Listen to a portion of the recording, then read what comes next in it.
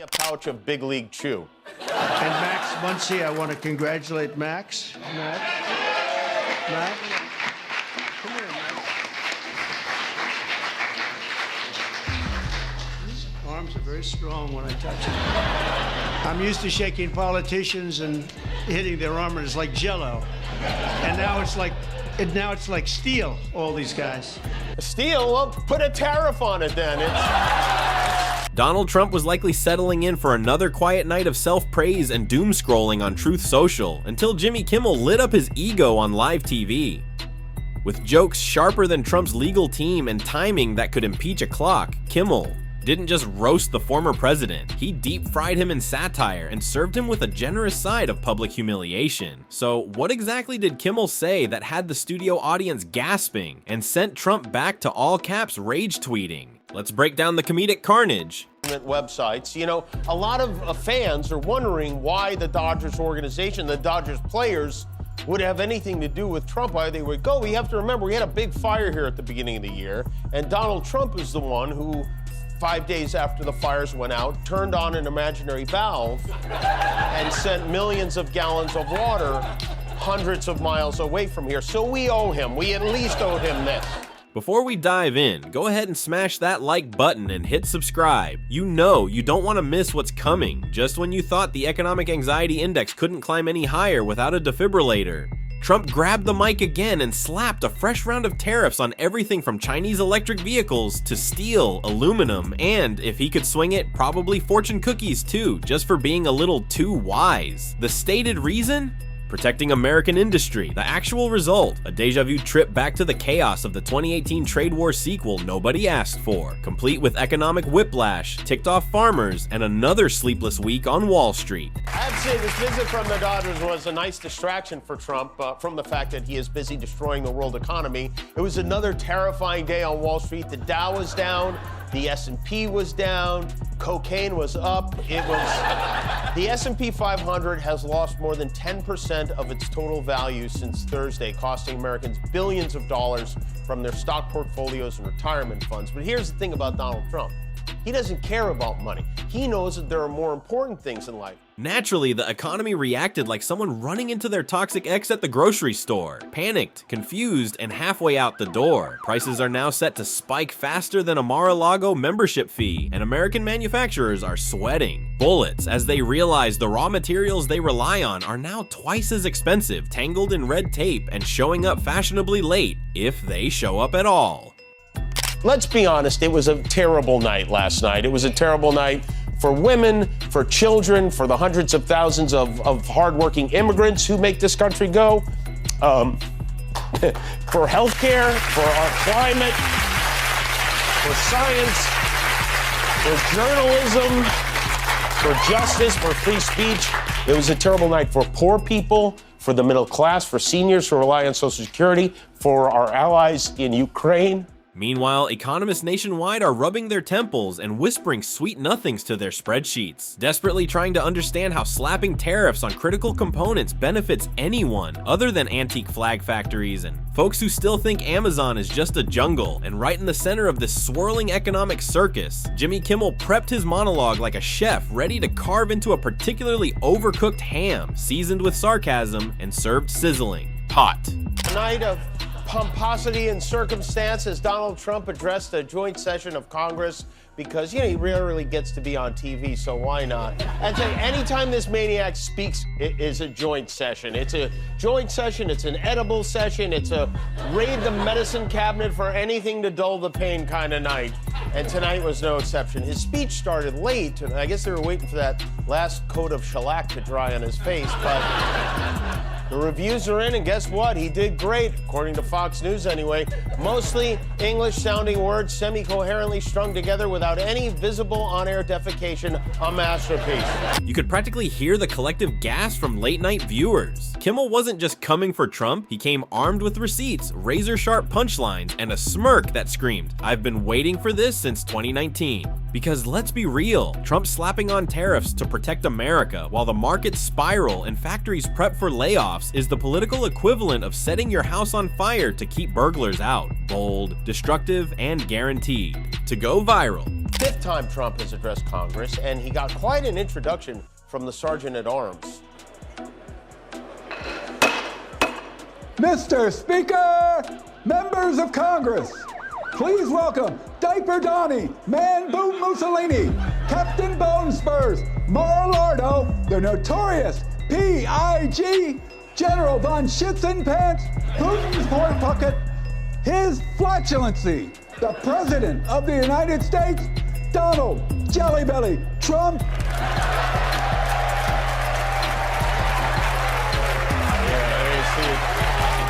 Members of the Trump family were there. Eric was there.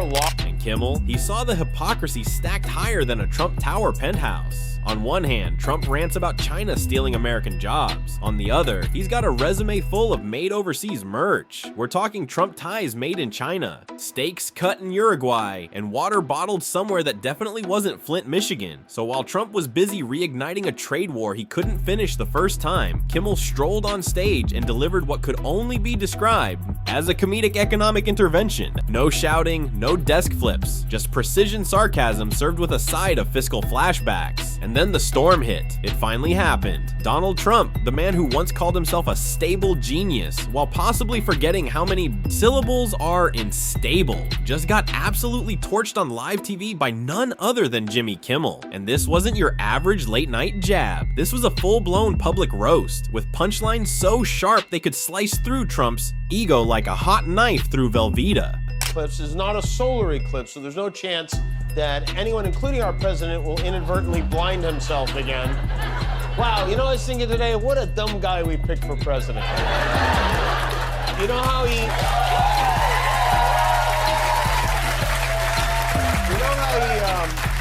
fired all those federal workers without even knowing what they do? Well, a judge today ordered thousands of them to be rehired just in time for the government to shut down tomorrow. Things are running like a Swiss clock. But before we get to Kimmel's glorious comedic execution, let's hit rewind and look at what led to this epic takedown. Spoiler alert, it involves Trump's favorite hobby, starting trade wars with all the economic foresight of a squirrel, hoarding bottle caps. It all kicked off when Trump, in a burst of economic brilliance only he could mistake for genius, announced a fresh wave of tariffs. This time, he set his sights on Chinese electric vehicles, steel, aluminum, basically anything that sounded vaguely foreign. Because nothing screams "Make America Great Again," quite like fueling inflation in a chest-thumping standoff with the world's second largest economy. He unveiled the tariffs like a toddler, proudly showing off crayon scribbles to a room full of exhausted adults. And just as the country was trying to figure out why he keeps treating the US economy like a monopoly board being mauled by a cat, the leaks started pouring in. But this wasn't just a leak, it was a Shakespearean tragedy disguised as a group chat. Trump's own advisors were reportedly spiraling, trading frantic messages about how the plan might spectacularly backfire, how Trump still doesn't understand how tariffs actually work, and, perhaps most worryingly, that someone really ought to tell him China doesn't pay tariffs. Americans do. More details on what former years of Trump might look like, courtesy of Trump himself. He sat for an interview with Time magazine where he laid out his priorities for a second term, and it's quite a his comp, I tell you. Trump says, all true, what I'm about to inform you. He says he would carry out a deportation operation to remove more than 11 million people from the country.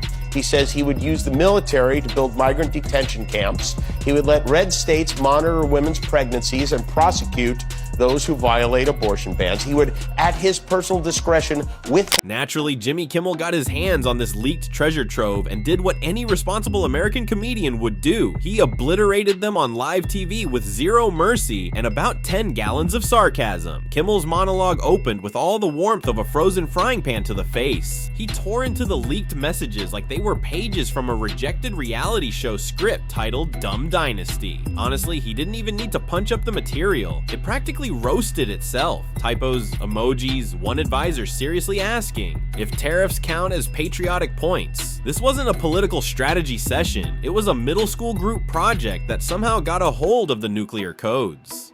And Trump? Oh, he didn't stand a chance. Kimmel grilled him like a cheap steak at a Mar-a-Lago barbecue, skewering everything from his toddler-level understanding of economics to his flip-flop relationship with China, praising them one minute, blaming them for his fast food-induced heartburn the next. It was less a monologue and more a one-man roast titled How to Lose a Country in 10 Tweets.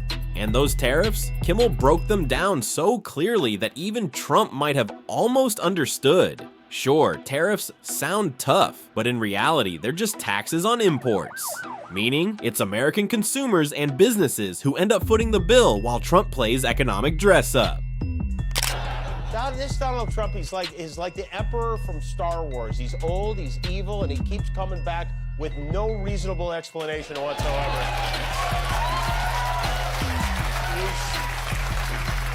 Just when they finally scrubbed the last of the ketchup off those White House walls, I'm still trying to figure out what happened. Babe, be honest. Last week, did you guys send that monologue to a Republican like I asked you to?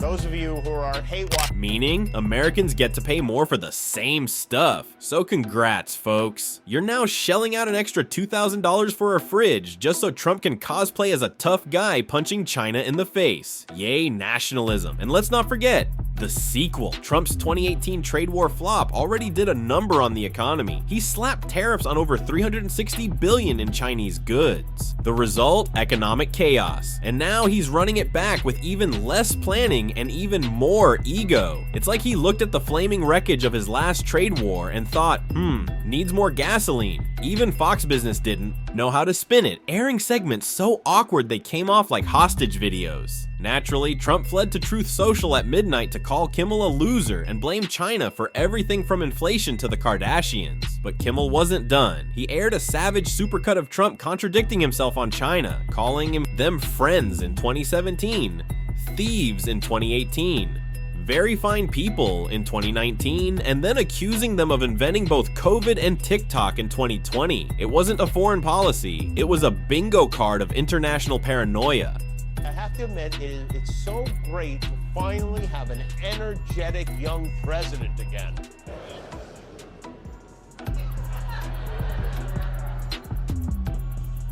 Let's all dedicate themselves to governing in our land.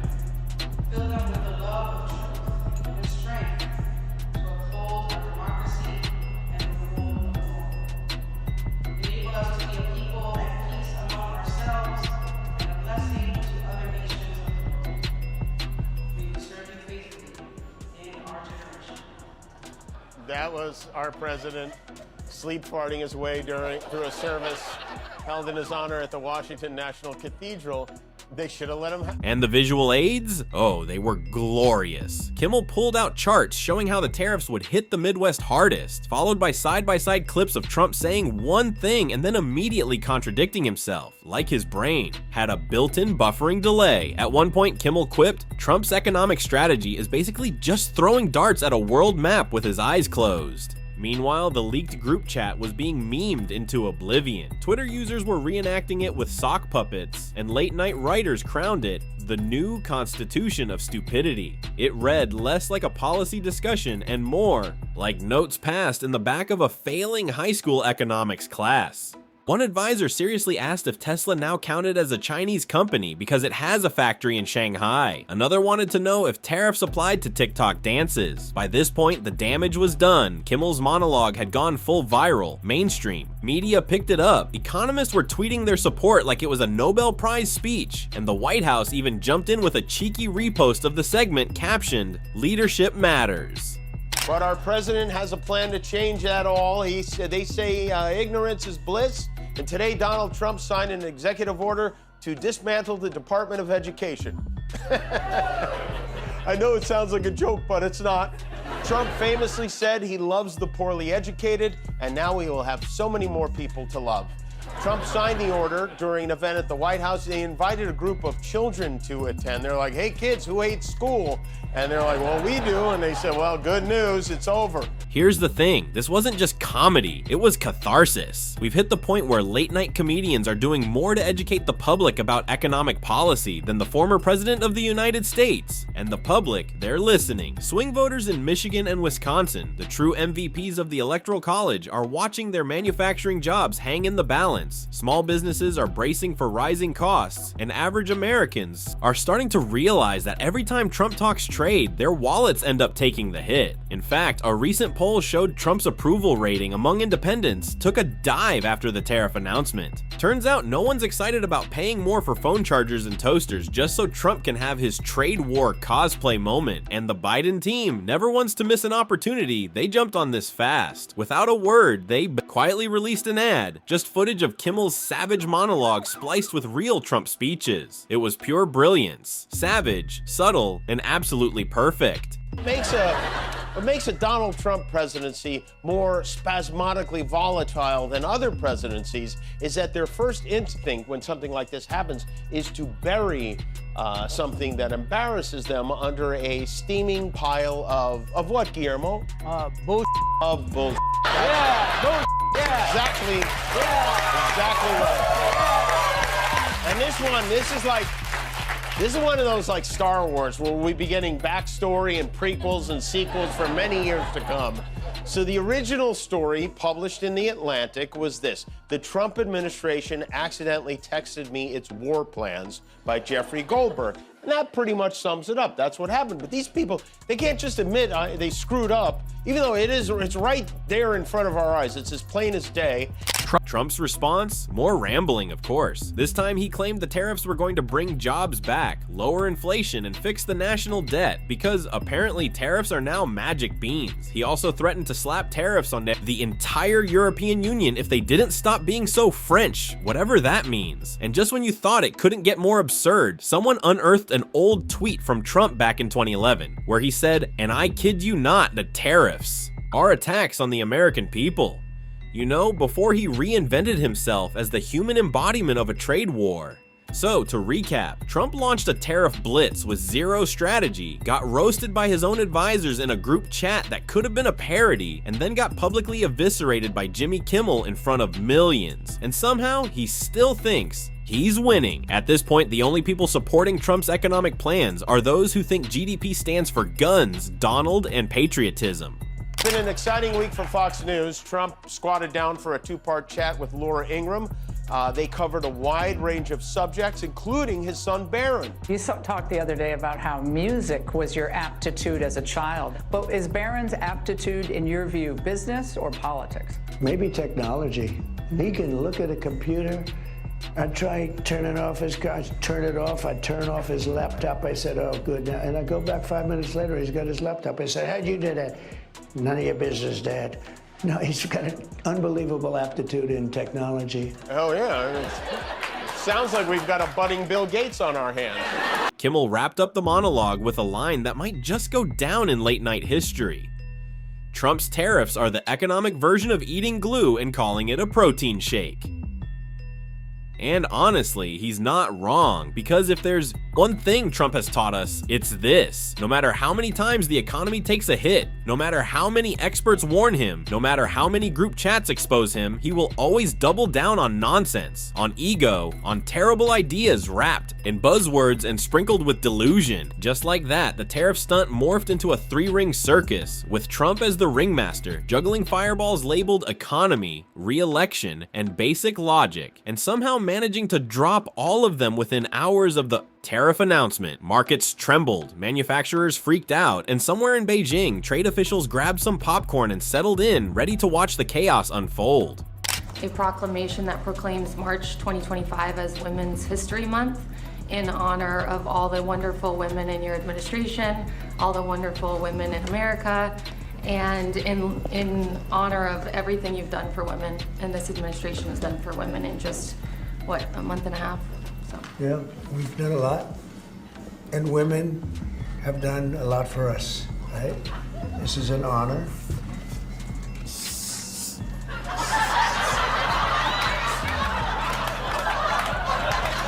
Women, we love you.